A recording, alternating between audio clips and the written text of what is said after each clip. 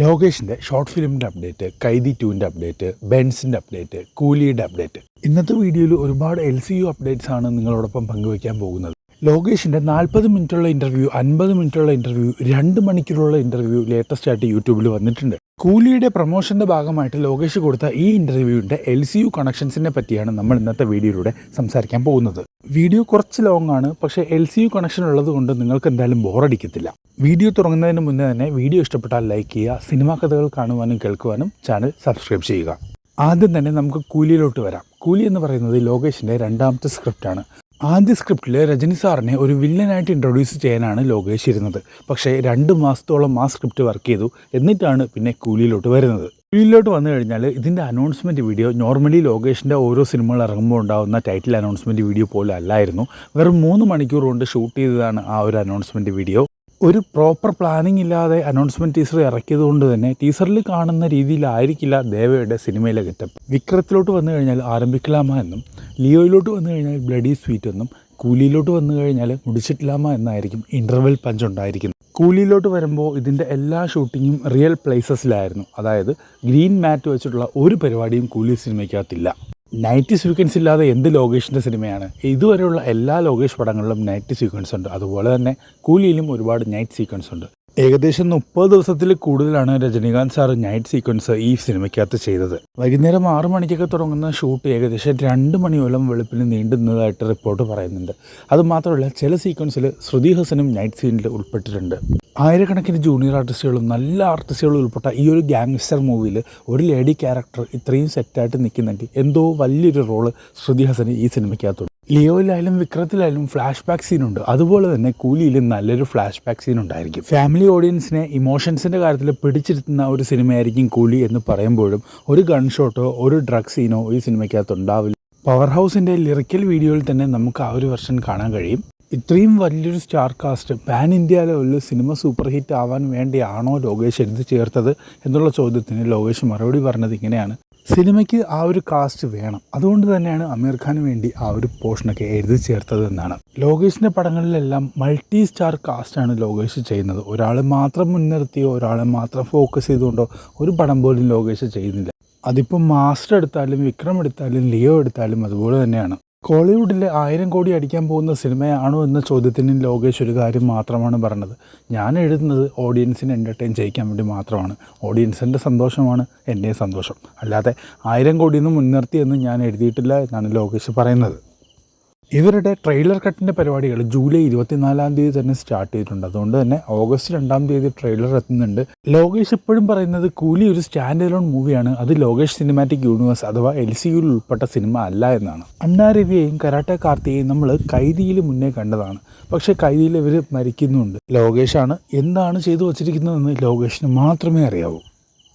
ലോകേഷ് ഇപ്പോൾ പറയുന്നത് നമ്മൾ ആരും കാര്യമായിട്ട് എടുക്കേണ്ട, ഇത് LCUയിൽ പെട്ട സിനിമയല്ല, സ്റ്റാൻഡ് അലോൺ മൂവിയാണെന്നുള്ളത് നമുക്ക് സിനിമ കണ്ട് തന്നെ അറിയാം. ലോകേഷിന് ഇനി ഏത് സിനിമ വരണം, ഇനി എങ്ങനെ മുന്നോട്ട് പോകണം എന്ന വ്യക്തമായിട്ടുള്ള പ്ലാൻ ഉണ്ട്.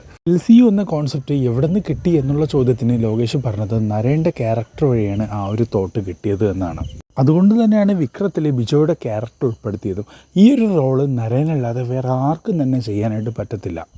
അതുമാത്രമല്ല, വിക്രത്തിൽ ചെറിയ കൈദിയുടെ പ്രസൻസ് ഇട്ടത് ഈ 2 സിനിമകൾ നമ്മൾ ക്രോസ് ഓവർ ചെയ്ത് LCU കണക്ഷൻ കാണിക്കാൻ വേണ്ടിയാണെന്നുള്ളതാണ്. സെയ് നോ ടു ഡ്രഗ്സ് എന്ന രീതിയിൽ സിനിമ മുന്നോട്ട് പോവുകയും അവസാനം അടയ്ക്കളം, അൻപ് എന്നിവരെല്ലാവരും നിൽക്കുന്ന സമയത്ത് നമ്മുടെ കൊടൂര വില്ലൻ്റെ entry, the one and only Rolex. ഇങ്ങനെയുള്ള ക്യാരക്ടേഴ്സിനെയൊക്കെ വെച്ചുകൊണ്ട് ഒരു നല്ല സ്ക്രിപ്റ്റ് തയ്യാറാക്കുകയും ഈ സ്ക്രിപ്റ്റ് ലോകേഷ് കമൽ സാറിൻ്റെ കയ്യിലോട്ട് കൊടുക്കുകയും രാജ് കമൽ ഫിലിംസ് തന്നെ സിനിമ പ്രൊഡ്യൂസ് ചെയ്യാമെന്നുള്ള രീതിയിൽ വരികയും വിക്രം സംഭവിക്കുകയും ചെയ്തു. ലോകേഷ് സിനിമാറ്റിക് യൂണിവേഴ്സിലോട്ട് എത്താനായിട്ടുള്ള വ്യക്തമായ പ്ലാനൊന്നും തന്നെ ലോകേഷിനില്ലായിരുന്നു. പക്ഷേ വിക്രമിന് ശേഷം വിക്രം സിനിമയും പ്രേക്ഷകരെ ഏറ്റെടുത്തു എന്നുള്ള സന്തോഷത്തിൽ ലോകേഷ് ഈ ഒരു സിനിമാറ്റിക് യൂണിവേഴ്സ് സ്വന്തമായി നിർമ്മിക്കുകയായിരുന്നു. ലോകേഷ് സിനിമാറ്റിക് യൂണിവേഴ്സ് വന്നതിന് ശേഷം അനൗൺസ് ചെയ്ത ഷോർട്ട് ഫിലിമാണ് ചാപ്റ്റർ 0. ചിലപ്പോൾ LCUവിൻ്റെ ഒറിജിൻ ആയിരിക്കണം ഈ ഒരു ഷോർട്ട് ഫിലിം വഴി അവരുദ്ദേശിക്കുന്നത്. ഒരുപാട് നാളുകൾക്ക് മുന്നേ വന്ന ഈ ഒരു ഷോർട്ട് ഫിലിമിൻ്റെ ഒരു തരത്തിലുള്ള അപ്ഡേറ്റും ഇല്ലായിരുന്നു. 2 മണിക്കൂറുള്ള ഈ ഒരു ഇൻ്റർവ്യൂ നിങ്ങൾ മുഴുവൻ കണ്ടു കഴിഞ്ഞാൽ നിങ്ങൾക്ക് മനസ്സിലാവും ഡിസംബറിൽ ഈ ഒരു ഷോർട്ട് ഫിലിം റിലീസാവുകയാണ്. നെറ്റ്ഫ്ലിക്സ് വഴിയായിരിക്കും ഈ ഷോർട്ട് ഫിലിം പുറത്തിറങ്ങാൻ പോണത്. കൂലിയുടെ ഷൂട്ട് ജൂണിൽ സ്റ്റാർട്ട് ചെയ്തു. പക്ഷേ ഒക്ടോബറിലാണ് ഈ ഒരു ഷോർട്ട് ഫിലിമിൻ്റെ ടൈറ്റിൽ അവർ റിവീൽ ചെയ്യുന്നത്. പക്ഷേ അതിനു മുന്നേ തന്നെ ഈ ഒരു ഷോർട്ട് ഫിലിം അവർ മുഴുവനായിട്ട് ഷൂട്ട് ചെയ്ത് കഴിഞ്ഞായിരുന്നു. 10 മിനിറ്റാണ് ഈ ഒരു ഷോർട്ട് ഫിലിമിൻ്റെ ദൈർഘ്യം വരുന്നതെന്ന് പറയപ്പെടുന്നു. പക്ഷേ 10 മിനിറ്റുള്ള ഷോർട്ട് ഫിലിമൊക്കെ നെറ്റ്ഫ്ലിക്സിലൊക്കെ എടുക്കുമോ എന്നുള്ള കാര്യത്തിൽ സംശയമാണ്. പിന്നെ ലോകേഷിൻ്റെ പടമായതുകൊണ്ട് നമുക്കൊന്നും പറയാനും പറ്റില്ല. ലോകേഷ് ഈ ഷോർട്ട് ഫിലിമിനെ പറ്റി ഒരു അപ്ഡേറ്റ് തന്നായിരുന്നു. അതായത് കൈദിയും വിക്രമിനെയും കണക്ട് ചെയ്തായിരിക്കും ഈ ഒരു ഷോർട്ട് ഫിലിം ഇറങ്ങാൻ പോകുന്നത്. ഒരു ദിവസം നടക്കുന്ന കഥയോ അല്ലെങ്കിൽ ഒരു ദിവസം കൊണ്ട് ഷൂട്ട് ചെയ്ത കഥയോ ആയിരിക്കണം. എന്തായാലും കൂലി സിനിമ റിലീസായതിന് ശേഷമായിരിക്കും ഈ ഷോർട്ട് ഫിലിമിൻ്റെ റിലീസിംഗ് ഡേറ്റ് അവർ അനൗൺസ് ചെയ്യുന്നത്. കൈദി 1-ാം ഭാഗത്തിലോട്ട് വന്നു കഴിഞ്ഞാൽ ഫീമെയിൽ ലീഡിങ് ക്യാരക്ടർ ഇല്ല. ലിയോയിലോട്ട് വന്നു കഴിഞ്ഞാലും അത്ര ഇമ്പോർട്ടൻസ് അല്ല. വിക്രത്തിലാണെങ്കിൽ ഫീമെയിൽ ലീഡിങ് ക്യാരക്ടർ മരിക്കുന്നതുകൊണ്ട് ഒരു ഏജൻറ്റ് ടീനയും കാണിക്കുന്നുണ്ട്. അപ്പോൾ കൈദി 2 വന്നു കഴിയുമ്പോൾ ഒരു ലീഡിങ് ഫീമെയിൽ ആർട്ടിസ്റ്റ് ഉണ്ടോ എന്ന് ചോദ്യത്തിന് ലോകേഷ് പറഞ്ഞത് 1 അല്ല 2 പേരുണ്ടെന്നാണ്. കൈദി 2 ഫീമെയിലിംഗ് ലീഡ് ക്യാരക്ടർ വന്നിട്ട് അനുഷ്കയാണെന്നുള്ള റൂമേഴ്സ് 2-3 വർഷങ്ങൾക്ക് മുന്നേ സ്പ്രെഡായിരിക്കുകയാണ്.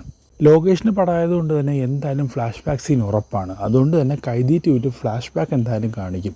ദിലി എങ്ങനെയാണ് ജയിലിലോട്ട് പോയതെന്നും അടക്കളവും ദിലിയും തമ്മിലുള്ള ബന്ധം, പിന്നെ ദിലിയുടെ ഭാര്യ മരിച്ചോ ജീവനോടെ ഉണ്ടോ എന്നുള്ള കാര്യങ്ങളൊക്കെ ചിലപ്പോൾ കൈദി 2 ഉണ്ടാവാൻ സാധ്യതയുണ്ട്. അതുമാത്രമല്ല പഴയതും പുതിയതുമായിട്ടുള്ള ഒരുപാട് ആൾക്കാരെ ജയിലിൽ വെച്ച് ദിലി മീറ്റ് ചെയ്യാനായിട്ടുള്ള സാധ്യതയുണ്ട്. ചിലപ്പോൾ മൻസൂർ അലിഖാനും ഇതേ ജയിലിലായിരിക്കാൻ സാധ്യത കൂടുതലാണ്. അതുകൊണ്ട് തന്നെ ലിയോയിലെ പോലീസ് ഓഫീസറായ ഗൗതം വാസുദേവൻ മേനോൻ അല്ലെങ്കിൽ മൻസൂർ അലിഖാൻ്റെ ക്യാരക്ടർ കൈദി 2 എന്തായാലും ഉണ്ടായിരിക്കും. 2025 അവസാനം, അതായത് കൂലിയും ഷോർട്ട് ഫിലിം റിലീസായതിന് ശേഷമായിരിക്കും കൈദി 2 ഷൂട്ടിംഗ് സ്റ്റാർട്ടാവുന്നത്. 2026 ജൂൺ അല്ലെങ്കിൽ ജൂലൈ മാസം കൈദി 2 റിലീസ് പ്രതീക്ഷിക്കും. ബെൻസിലോട്ട് വന്നു കഴിഞ്ഞാൽ ഈ സിനിമ സംവിധാനം ചെയ്യുന്നത് ലോകേഷ് കനകരാജ് അല്ലെങ്കിലും ഈ സിനിമ LCയുമായിട്ട് ബന്ധപ്പെട്ട സിനിമയാണ്. ബെൻസിൻ്റെ ഏകദേശം 2ഓളം ഷെഡ്യൂൾ പൂർത്തിയാക്കി കഴിഞ്ഞു. നിവിൻ പോളി അതിമാരകമായ ഭീകരൻ ലുക്കിലൊക്കെയാണ് ബെൻസിൽ വരാൻ പോണത്. രാഘവ ലോറൻസും മെയിൻ ക്യാരക്ടറാണെന്നുള്ള രീതിയിലുള്ള ഇൻഫോർമേഷൻ എല്ലാം വന്നു കഴിഞ്ഞു ഓൾറെഡി.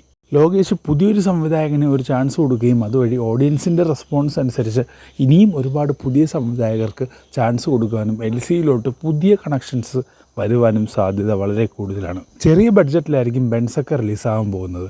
റോളക്സിൻ്റെ ഒരു സ്റ്റാൻഡ് അലോൺ മൂവി ഉണ്ടെന്നുള്ള കാര്യം ലോകേഷ് തന്നെ പറഞ്ഞു. LCയിലെ ഇമ്പോർട്ടൻറ്റ് ക്യാരക്ടേഴ്സായിട്ടുള്ള ബിജോയ്, അമർ, നെപ്പോളിയൻ, ഏജൻറ്റ് ടീന ഇവരുടെയൊക്കെ സംബന്ധിച്ച് ഒരു വെബ് സീരീസ് പോലെ LCU കണക്ട് ചെയ്ത് എന്തെങ്കിലുമൊക്കെ വന്നു കഴിഞ്ഞാൽ വളരെ ഗംഭീരമായിരിക്കും. ഇങ്ങനെയുള്ള ഓരോ അപ്ഡേറ്റ്സും ആദ്യം നമ്മുടെ ചാനലിൽ തന്നെ മാക്സിമം ഇടാനായിട്ട് ട്രൈ ചെയ്യുന്നതാണ്.